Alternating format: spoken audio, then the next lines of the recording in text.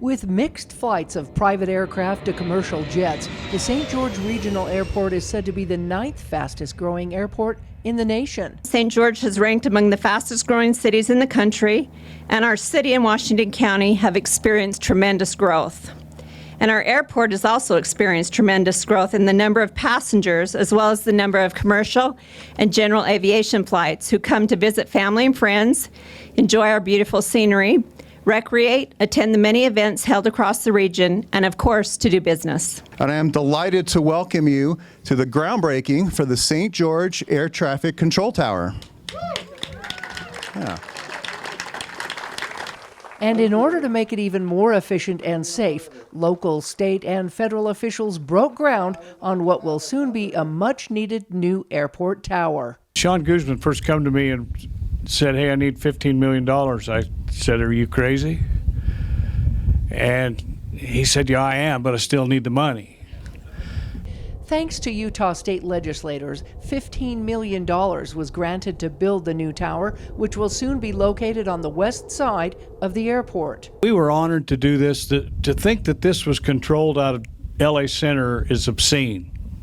The amount of traffic that going through this airport, this is sorely needed. And I was at air traffic control at the Salt Lake Airport just this last week talking about what a pain it is for them to have air traffic control for this airport be out of California. So I love that we solve problems in Utah.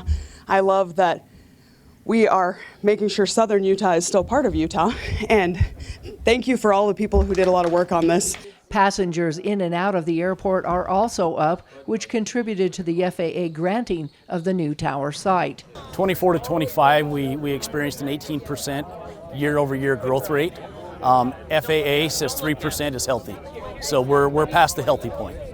The new airport tower may also allow the expansion of current airline flights like SkyWest, which is headquartered right here in St. George. I can't tell you what a tower is going to mean for safety relative to the volume of flying that we have here in St. George. It's going to be outstanding. We're going to be able to do, eventually more flights, safer flights, and in a way that's particularly today in the United States, as you can see, to help ATC get more hands-on here in St. George and be more direct with our airport. It's going to make a big, big difference in what we want to invest with in the future.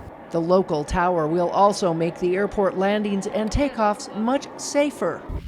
This tower made the cut for many reasons, and it's not just about convenience. It's about safety, reliability, and making sure people and goods can move in and out of this community like they need to.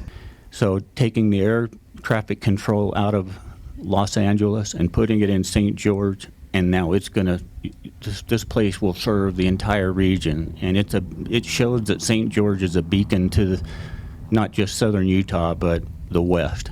It gives controllers here the ability to visually reference where all the aircraft are at. Layton Construction received the contract for the project and will begin breaking ground soon. It's expected to take about a year. So it'll be here on Bandit Hills Drive, and it'll come off, the main road will come off of Bandit Hills Drive with a secure fence, and then it will head to the south, roughly about 2,000 feet south of this. And from then we'll have anywhere from 75 to 125 guys working here on site. That is going to be about 300 to 400 yards to the south of where we're sitting right now, is where that tower will go up. The Federal Aviation Administration's side of the contract will include the cost of operation of the airport tower, including hiring of the controllers. Yeah, the tower's about 86 feet tall. And so, yeah, it'll be able to overlook the entire runway and everything else that'll help the airport crew to manage the airport well. Warren says so far 240,000 passengers this year have traveled through the St. George Airport Terminal. Capacity is currently at around 85%, so they'll be looking to expand that as funding becomes available. Last year we were just right around almost 75,000 operations on and off of this runway, and this year I'm sure we're gonna supersede that by a fair margin. From the St. George Regional Airport, I'm Melissa Anderson.